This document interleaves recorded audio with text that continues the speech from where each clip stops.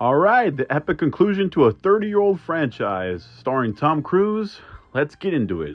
So Mission Impossible: The Final Reckoning is the last Mission Impossible movie, and Ethan Hunt is back. And back when we saw in Dead Reckoning Part 1, he has to take down the enemy known as the Entity, the evil AI who wants to just do nothing but destroy the whole human race.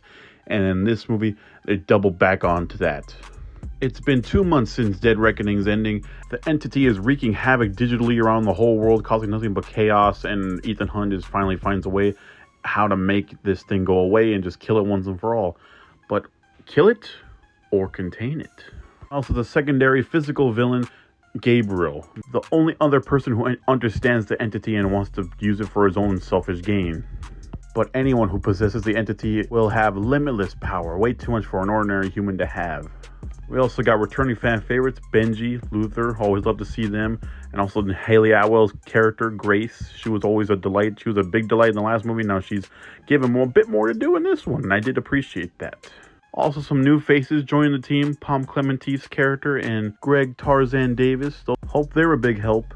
And also, this movie features two of the craziest action sequences I have ever seen, and I actually think Tom Cruise is a bit tapped, because how do you do this? How do you shoot this? It's insane.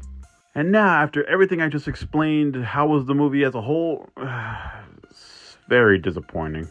It's a big convoluted mess. Like, there's so much plot points not synchronizing well with each other, throwing too much shit at the wall, seeing what sticks, and like only most of it's falling off. The Entity was scary in Dead Reckoning. In this movie, it's dumb. Like, dude, it just wants to destroy everything and remake the world in its own image. But it doesn't have the resources. It doesn't have any robots or anything like that in this world. So, like, how would you remake anything in your own image? You don't have no guide to machines.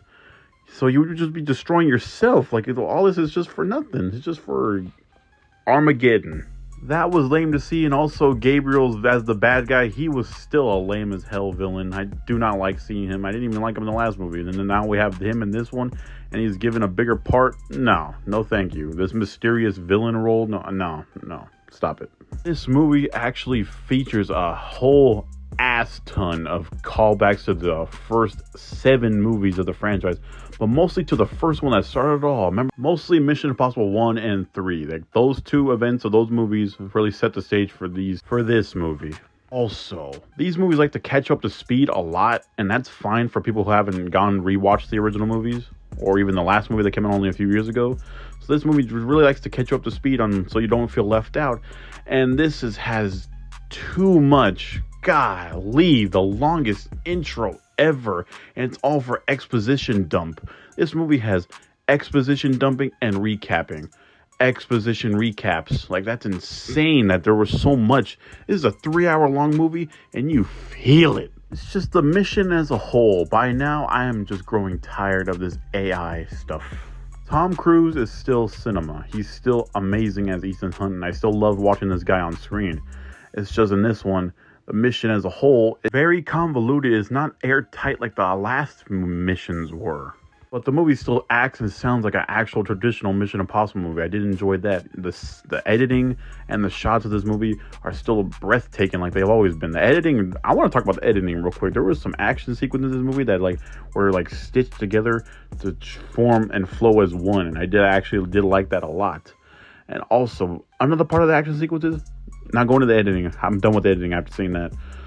There was one where it shows that Ethan Hunt really snaps and goes gruesome on 2 bad guys, and they don't show it. They just play it off for comedic purposes, just to show Haley Atwell's character face expressions.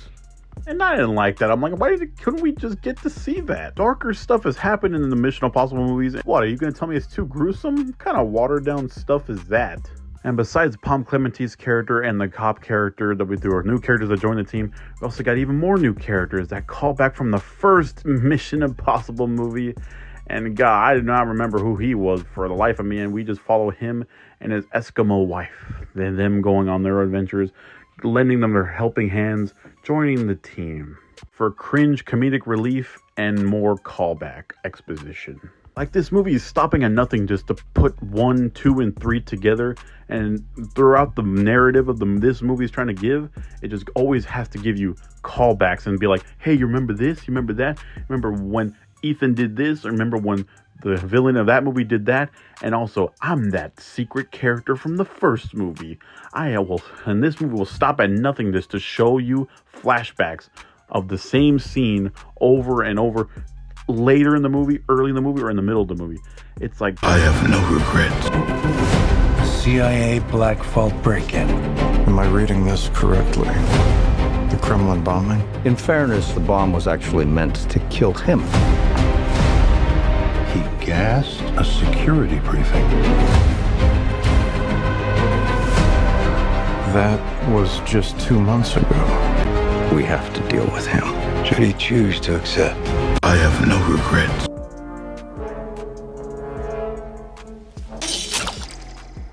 I have no regrets. We have to deal with him.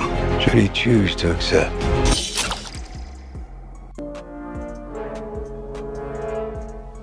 I have no regrets. Also, we have this side plot of all these government officials with Angela Bassett, president of the CIA, who never think things through and think Ethan Hunt's a nut job. And even though they're trying to just destroy themselves by nuking the US or in other countries, killing a bunch of lives, but not as much as the entity will. And it just doesn't make sense, since the goal here is to save all the lives. Saving the human race. And also, it will cut back to them, and when they're not thinking about the planet right now, they will just look on Ethan Hunt's profile and just give us more exposition recapping. So much more, and just nothing but exposition of the last movie. Gee, thanks movie, you shouldn't have. Also, the only saving grace is Tom Cruise, Haley Atwell, and that plane action sequence that's at the end of the movie. In the end, guys, Mission Impossible: The Final Reckoning was a disappointment, and it ended on a whimper. A 29-year-old franchise, dude, and it just ends like this? Come on. Unless they make another movie in like a couple years, which I hope they do, so they can just get us out of the wreckage of this movie. God, The Reckoning was really working both ways, wasn't it? I liked it, but didn't love it. Mission Impossible: The Final Reckoning gets a C.